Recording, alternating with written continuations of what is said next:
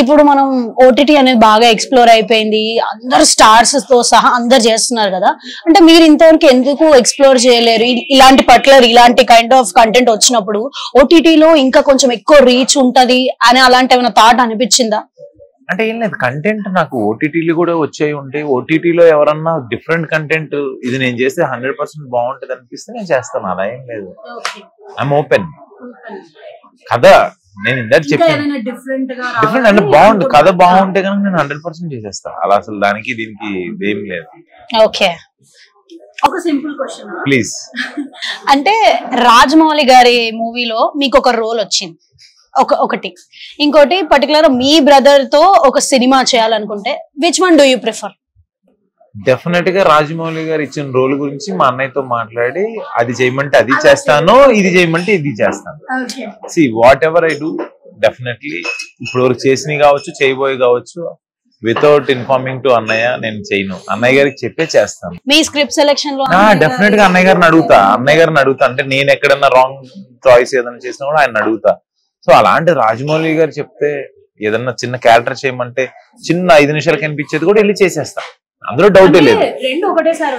ఇది hero role అండి, ఇది హీరో రోల్, ఇది రాజమౌళి సార్. చిన్న ఇది ఉంటే ఒక 5 days ఉంటుంది, ఇది ఉంటే 70 days ఉంటుంది. దీనికి నేనే మెయిన్ ఇంపార్టెంట్ కాబట్టి నేను ఎప్పుడన్నా పెట్టుకోవచ్చు. ఇది ఎప్పుడైనా పెడతారు.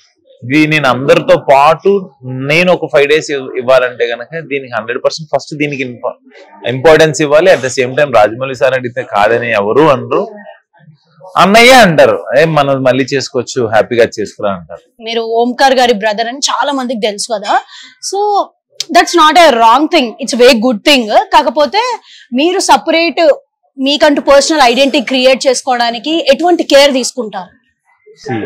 నాకు యాక్చువల్ గా సన్ ఆఫ్ వైఫ్ ఆఫ్ లాగా బ్రదర్ ఆఫ్ ఎందుకు లేదని అనుకుంటుంటాను.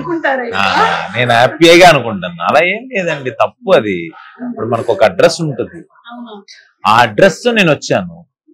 నాకు మా అన్నయ్య గనక ఇక్కడ లేకపోయి ఉంటే నేను అసలు ఇటు వైపుకి వచ్చేవాడినో లేదో నాకెలా తెలుసు? అంటే కొంతమంది ఫీల్ అవుతా ఉంటారు కదా. అస్సలు లేదు. ఆయన హ్యాపీగా సినిమాలు ఆపారంటే నేను ఆపేస్తా కూడా, నాకు అసలు అవసరమే లేదు.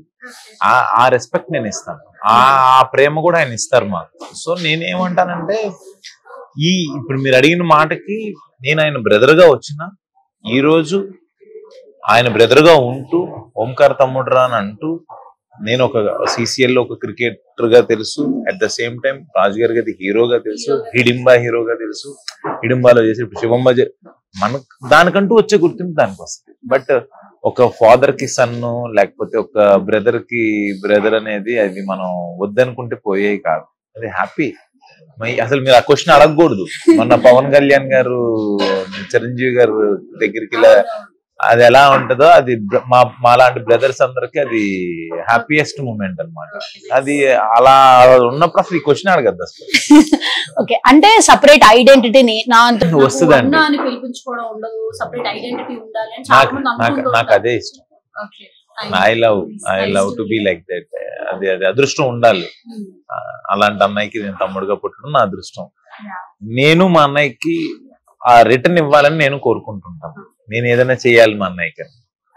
ఓకే, ఫైనల్ గా శివం బజే మీ ఫిల్మోగ్రఫీలో ఎలా ఏ ప్లేస్ లో ఉంటుంది అని అనుకుంటున్నారు?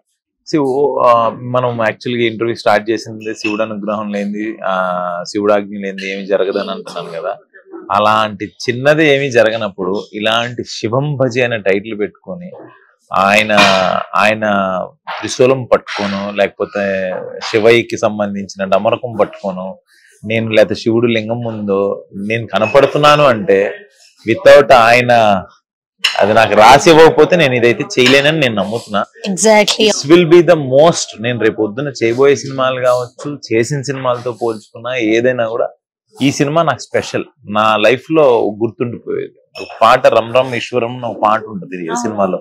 అది అసలు శివభక్తులు ఆ పాట వింటారు, ఎంతో ఇష్టంగా వింటారు. ఆ పాటకి నేను ఆ సినిమాలో నాది అని చెప్పుకోవడానికి రేపు నేను ఉన్నా ఈ భూమి మీద లేకపోయినా ఆ పాట అనేది వెళ్తూనే ఉంటది కదా. దట్ ఎక్స్పీరియన్స్ అది ఏ సినిమా కూడా ఇవ్వదు.